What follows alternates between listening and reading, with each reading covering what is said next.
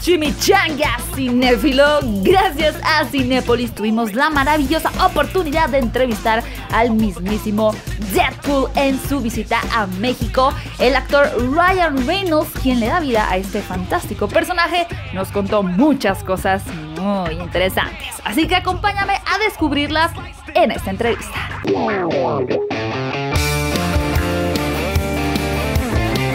Cinéfilos, bienvenidos a esta nueva entrevista. Se trata de algo muy especial porque tenemos la secuela del superhéroe o antihéroe más irreverente en los cines, Deadpool 2, por lo cual está con nosotros Mr. Ryan Reynolds. Thank you for being here. What does that sound? There's no one else here. It's just us. I love your socks. Oh, thanks. I don't know if they can see them, but they're really, really cool. Yeah, they're blue. Really nice. So there's this character that it's really irreverent and it's more flexible than other superhero movies we've seen. Yeah. So how do you think that Deadpool shapes this new era or the upcoming superhero movies?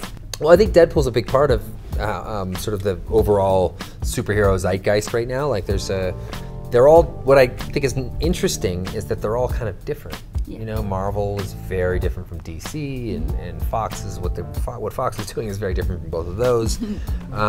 So I love where Deadpool sort of sits in that world because he can kind of pull in elements of either one of those as he wishes. He can sort of be very meta about it and talk about, you know, Superman or Batman or whoever.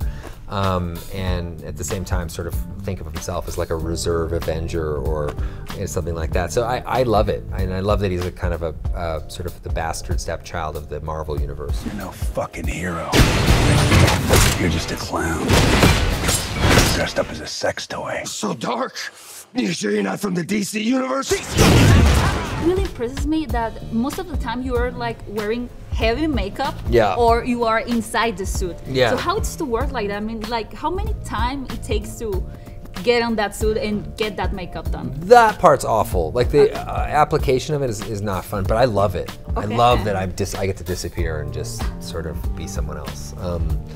You know, someone that's very weirdly similar to me. But still, I love all that stuff. So I don't know, that part of it is great. I love that this character is something that people have really embraced all over the world in huge ways. Like he's become such a part of the zeitgeist, and I love that it's not my face up there, it's Deadpool's, which is kind of amazing. It's the best of both worlds. But I can't do this alone. We need backup.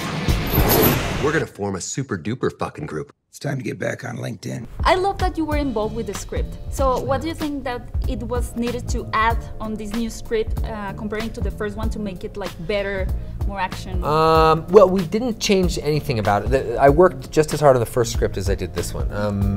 Rhett, Paul, and I have been friends for 10 years. We've worked on everything together, and it's been a joy the whole time. We hang out with each other even when we're not working, so that's been great. But we really wanted to use a lot of hallmarks and elements of Pixar for this one, believe it or not, which is sort of a weird thing to do, but we love how Pixar tells the story, and we love how, you know, every character has a kind of a planned payoff. Every character has a beginning, middle, and end, and we wanted to do that for Deadpool. Part of that was constructing a family film around that, you know.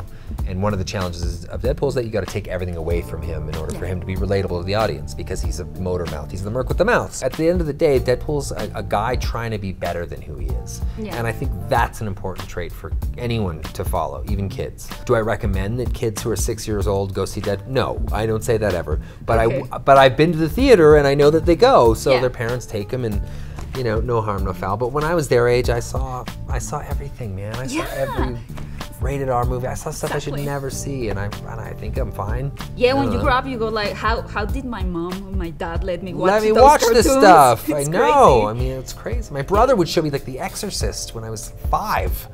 I'm still traumatized with that. I know, that was one I sort of regret. Yeah.